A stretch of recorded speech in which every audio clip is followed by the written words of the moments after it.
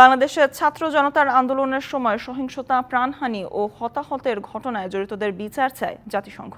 স্থানীয় সময় মঙ্গলবার গণমাধ্যমকে এ কথা বলেন জাতিসংঘের মহাসচিব অ্যান্তোনিও গুতেরেসের মুখপাত্র স্টিফেন ডুজারিক।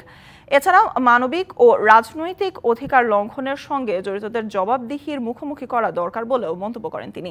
মহাসচিবের মুখপাত্র আরও বলেন, বাংলাদেশের নতুন অন্তর্বর্তীকালীন সরকারের প্রধান উপদেষ্টা ডক্টর মোহাম্মদ ইউনূসকে অভিনন্দন জানিয়ে চিঠি লিখেছেন মহাসচিব অ্যান্তোনিও গুতেরেস। চিঠিতে বাংলাদেশে শান্তি ফিরিয়ে আনা এবং জাতীয় সংসদ নির্বাচন আয়োজনের প্রচেষ্টাকে স্বাগত জানিয়েছেন মহাসচিব।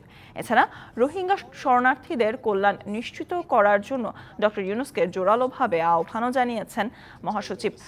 এমনটাই জানান স্টিফেন ডুজারিক। সংখ্যালঘু এবং আদিবাসী সম্প্রদায়ের নিরাপত্তা নিশ্চিতে অন্তর্বর্তীকালীন সরকারের প্রধান কাজ করবেন বলেও আশা প্রকাশ করা হয়।